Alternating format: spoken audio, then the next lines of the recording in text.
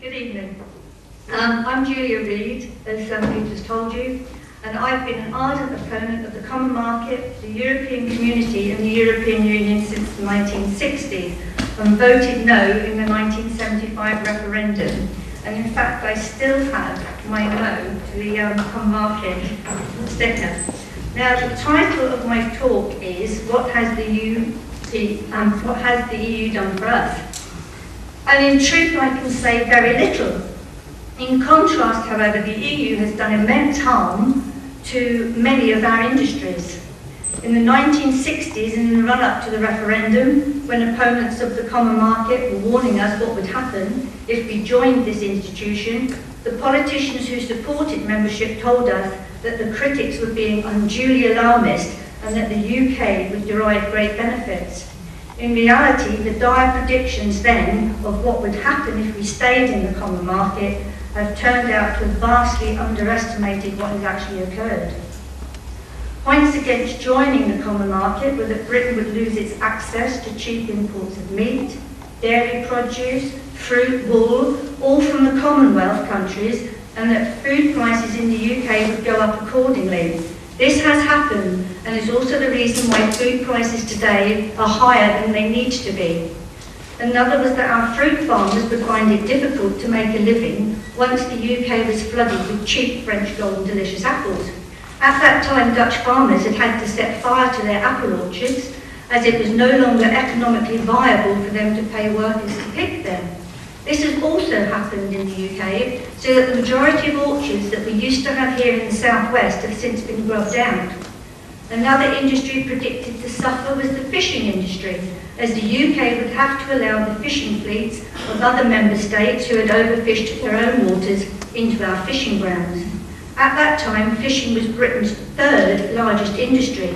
In fact, the United Kingdom's 200-mile territorial water limits held 60% of Europe's fish stocks, and we had thriving fishing ports here in the southwest and all along the east coast of Britain, which employed thousands of people and earned the UK millions of pounds. As predicted, the common fisheries policy has not only decimated the fishing industry in this country, it is also responsible for the plummeting fish stocks in European waters. Should Britain withdraw from the EU, we would be able to claim back our fishing grounds and, where possible, impose a 200-mile limit as Iceland and Norway have done, and this would have an immediate beneficial effect on the UK economy. Farming is another industry that has suffered enormously from the UK being a member of the EU. Prior to joining the common market, we were 60% self-sufficient in growing food, and by the 1970s this should have risen to 70%.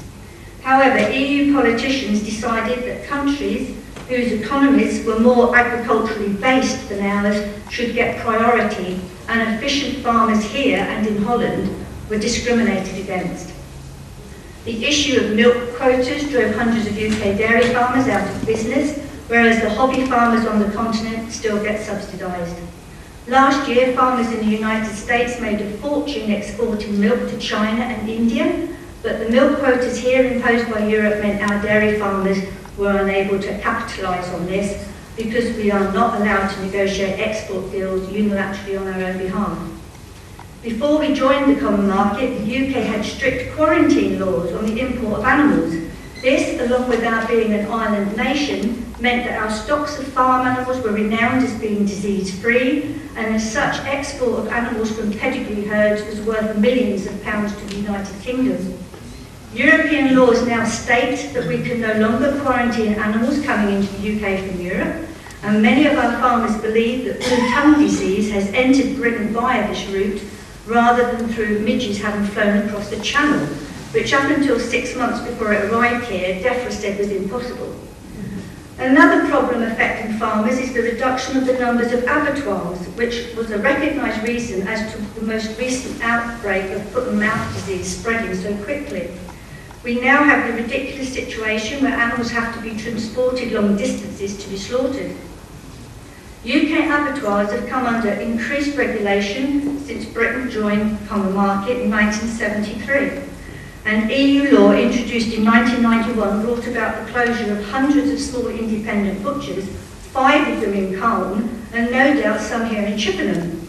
This law imposed prohibitively expensive structural and procedural changes and also called for greater levels of inspection.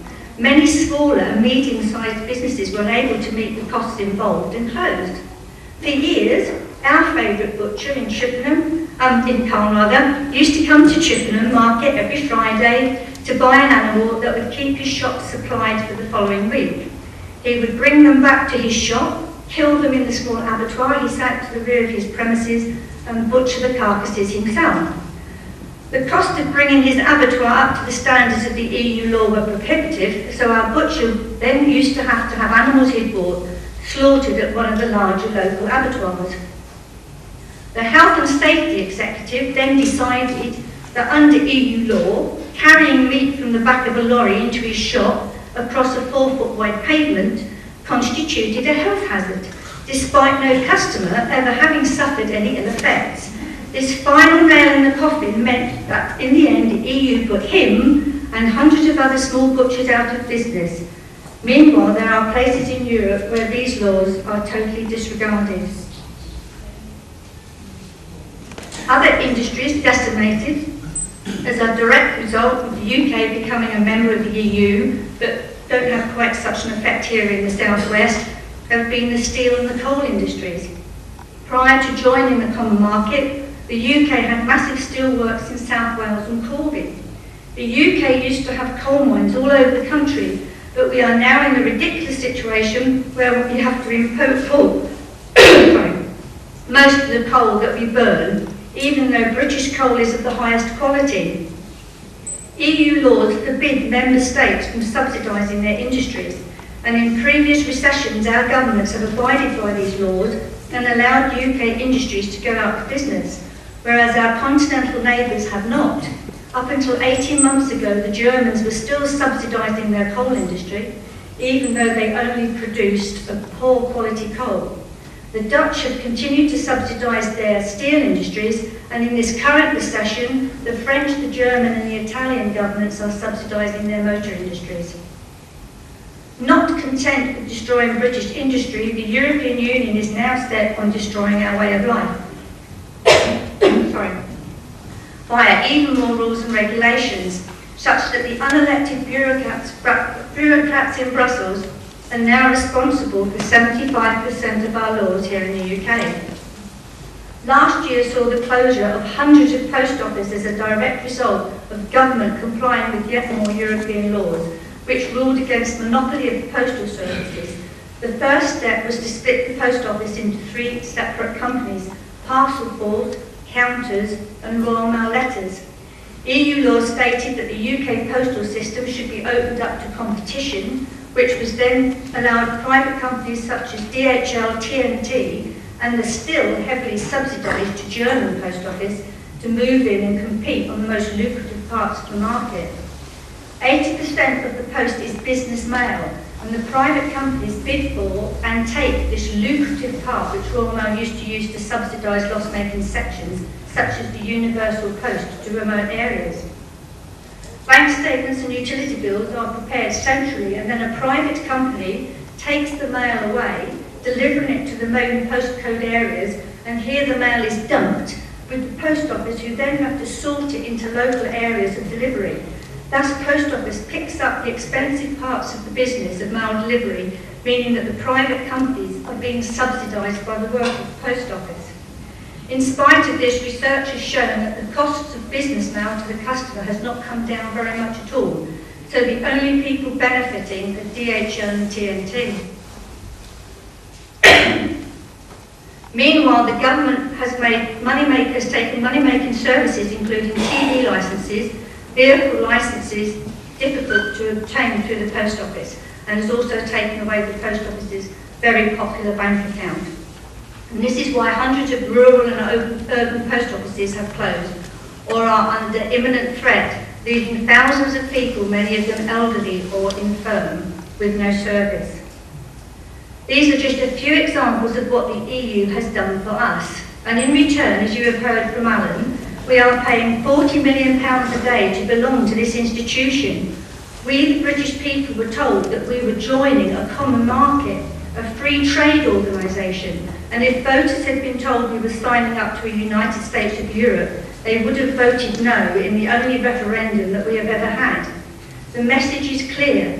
The United Kingdom needs to withdraw from the European Union so that we can spend the money saved on our hospitals, our schools, our universities, the transport infrastructure, and our people and our children.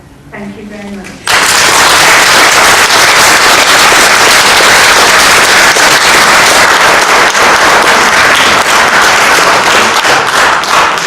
Are there any questions now for Dr. Reid?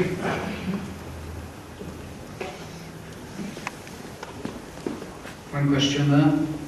Last time we voted 5 years ago, we were paying 30 million. The estimate is 40 million this year. In 5 years' time, what do you reckon it will be paying? Well, I'm sure it will keep going up because, as you know, it's only us and Germans. We're the net contributors. And this is what's worrying about the